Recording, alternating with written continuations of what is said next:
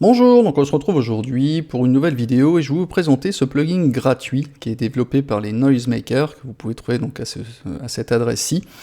D'ailleurs, ils font d'autres plugins, mais celui-ci, Sirène, a l'avantage d'être gratuit. Alors j'ouvre une parenthèse ici sur le site de KVR, hein, qui est un site qui est reconnu dans la MAO, hein, dans la musique assistée par ordinateur. Vous avez toujours des infos sur les mises à jour, les créations donc, de VST, d'audio unit, de plugins sur les séquenceurs d'ailleurs également, et ils ont lancé donc le KVR un challenge pour les développeurs audio et Sirène en fait partie. Donc si vous voulez soutenir nos amis français, si vous êtes francophone, ben autant être chauvin et leur mettre une très bonne note. Il y a juste qu'à s'inscrire. En plus vous pourrez bénéficier donc de la newsletter de KVR, mais aussi de regarder ce que les autres font. Ça vous permettra peut-être aussi de découvrir d'autres plugins gratuits par d'autres créateurs, mais c'est pour cela qu'il faut voter. Donc je referme la parenthèse, et on va revenir à notre plugin. Alors vous allez le trouver ici, plugin Audio Unit, ou VST, suivant si vous êtes sur d'autres plateformes. Voilà, alors on va prendre notre petit Sirène, et le voici. Alors le module est très simpliste dans son utilisation. Vous avez le choix d'une forme d'onde, sinusoïdale, en triangle, en dents de scie et en carré, avec donc des reverbs, un delay, un feedback, donc retour d'effet dans le son, un gain, un bouton de rate et un mode. Alors, bon, les effets, je vais pas vous... On va faire un petit test. Voilà, sinusoïdal, avec un peu de reverb, delay, du feedback. Voilà. Ici. Donc on voit la forme d'onde en fonction de la sélection. Voilà, donc là, on a l'onde pure, donc on va rajouter un petit peu tout ça, voilà. Après, donc, le bouton de gain. Le rate, qui dit rate, dit notion de vitesse. On va pouvoir accélérer ou ralentir suivant une cadence qui est donnée par rapport au LFO, hein, le Low Frequency Oscillator. Je ne reviens pas sur sa définition. Je vous envoie sur un tuto que j'ai pu créer il y a quelques temps dans la playlist Qu'est-ce que vous trouverez ici. Vous aurez toutes les infos sur ce qu'est un LFO. Et ensuite, donc, on aura une notion de vitesse, mais pour moduler, pour donner une notion de vitesse sur quoi? Sur des paramètres qui sont indiqués dans le fameux mode. Alors ici, on a...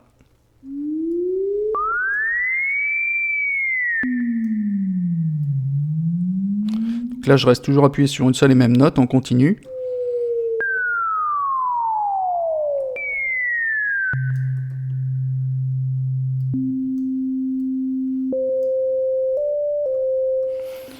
Alors ici, vous voyez qu'on a des mouvements qui sont faits sur les paramètres de 1, 2, 3, 4. Et ici, on a des changements d'octave. On va voir ça directement avec un spectromètre. Ça va être beaucoup mieux et vous verrez exactement de quoi il s'agit. Alors, je vais prendre la forme d'onde basique ici en sinusoïdal. Alors, on va revenir déjà sur le premier mode. Et on va voir ce qui se passe et comment est modulé le son. C'est en fait l'intérêt surtout de ce plugin, c'est que, en gros, c'est comme si on avait des automations qui sont directement intégrées, générées par un LFO qui va nous donner en fait une vitesse, hein, comme ceci, voilà. Sur le premier mode, vous voyez que on a un déplacement en balayage suivant sur une certaine zone de fréquence. Voilà, comme si vous le faisiez vous-même avec un EQ et que vous le bougiez comme ça. Voilà. Sauf que là, c'est intégré, ça donne un mouvement dans le son, une modularité de fréquence, hein, ni plus ni moins. Voilà, sur le mode 1. Ici, sur le mode 2. Voilà, on a une amplitude beaucoup plus grande, un balayage plus grand.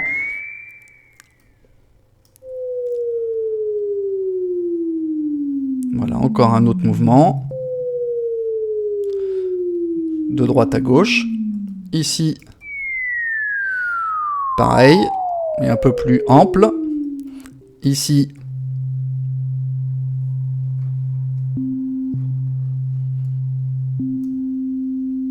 voilà, octave supérieure. Alors, je reste hein, sur le 5, sur le Do.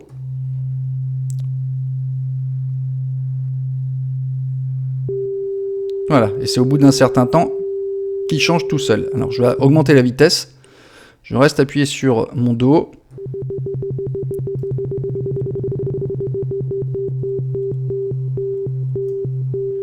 Voilà, en restant appuyé sur une note, ben voilà, on a ce petit mouvement qui peut être assez sympa. Hop, sur le 6, pareil mais un peu plus aigu.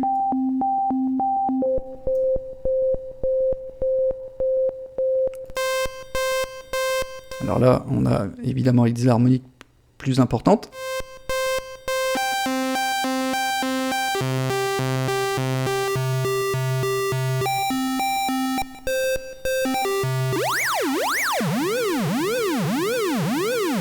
Alors en même temps ici on a comme un shaper en fait la forme d'onde qui est altérée en même temps qu'il y a un balayage. Donc voilà, voilà, rien de plus à dire hein, sur ce plugin. Bon, il y a une fonction MIDI Learn hein, qui vous permet d'assigner des potards, notamment une précision avec Ableton Live. Si vous utilisez directement ici les assignations qui ont été faites automatiquement sur le rate, vous aurez moins de précision au niveau du rate quand vous l'assignez à un potard que si vous faites un MIDI Learn, vous sélectionnez votre potard et vous l'affectez directement. Vous voyez, on peut assigner donc le MIDI comme ceci et assigner en MIDI directement sur ce potard-là, mais si vous sélectionnez votre potard comme ceci, MIDI Learn, hop, là, et vous sélectionnez votre potard comme ceci, vous voyez, donc là, j'ai vraiment beaucoup de précision. Si je le fais ici, une assignation, hop, MIDI, je vais le mettre ici avec ce potard-là.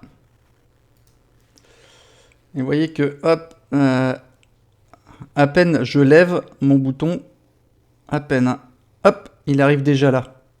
Alors que ici, quand je prends l'autre potard, j'ai vraiment une subdivision que je n'ai pas si j'ai directement cette assignation-là. Donc, vaut mieux faire un MIDI Learn ici, sélectionnez votre potard et enfin le bouton que vous souhaitez assigner, et après bougez votre potard MIDI.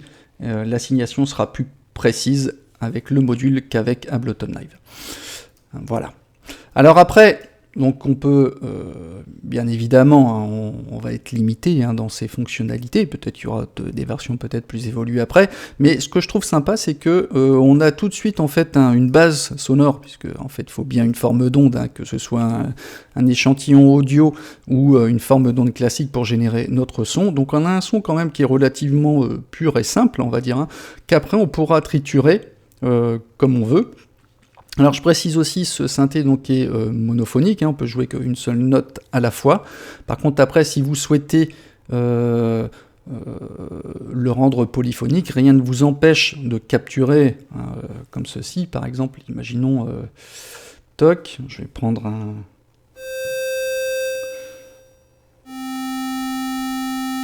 Hop, un C2, toc, voilà.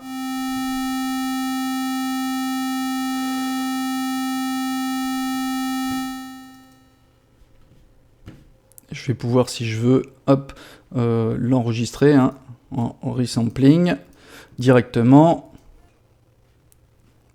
Hop, et puis j'enregistre directement cette note-là, et après, donc je pourrais utiliser mon échantillon, hein, comme ceci.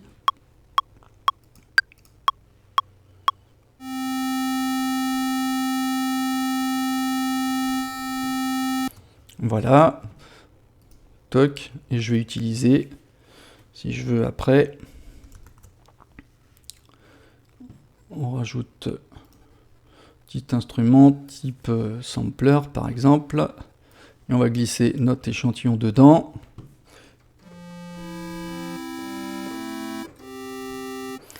On peut vraiment faire comme on veut. Là, en vrai, vous pouvez augmenter un peu le son, hein, ça sera quand même mieux.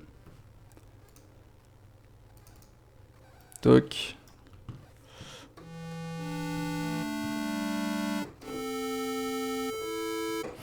On va utiliser le sampler, ce qui vous permettra de rendre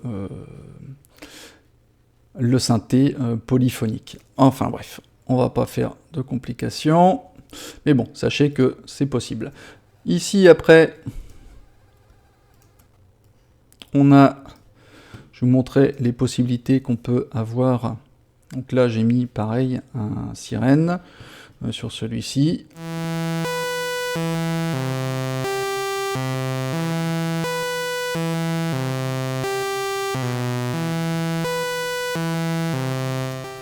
Après, j'ai fait quelques petites automations. Là, par exemple, j'ai rajouté encore déjà une autre modulation de fréquence dessus, avec une automation.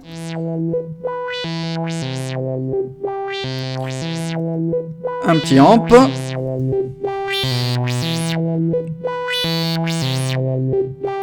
On va saturer, enfin, faire un petit overdrive sur les fréquences basses.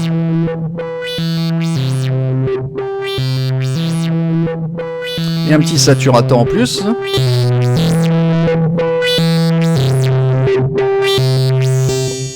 voyez, donc rien qu'avec juste cette petite forme d'onde, hop, ben on arrive à faire des petites choses qui sont assez sympas.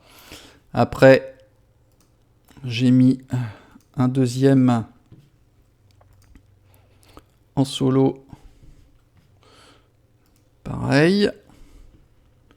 Avec des petits effets.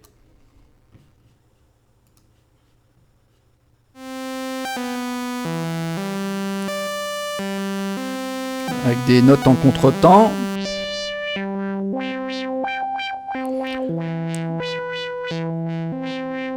Une autre automation aussi. Un amp. Overdrive. Un saturator, une petite reverb, et les deux en même temps.